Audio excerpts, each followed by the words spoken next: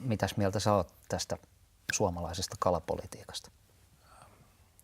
Mä varmaan toistan sun sanoja nyt, kun mä kerroin, että mitä mieltä mä oon suomalaisesta kalapolitiikasta. Mutta mä oon toistanut tutkijoiden ja professorien sanoja, niin se sallittakoon.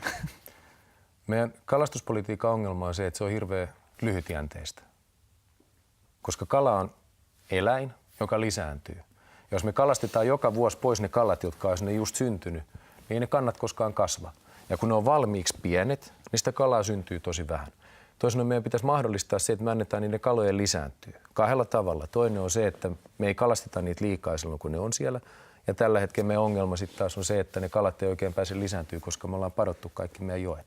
Ja se ei tarkoita sitä, että padot pitää purkaa. Se ei tarkoita sitä, että meillä ei olisi enää vesivoimaa, vaan me voitaisiin rakentaa siihen semmoinen pieni polku, mitä pitkin se kala pääsee nousemaan sen padon ohi ja lisääntymään sinne yläjuoksulle.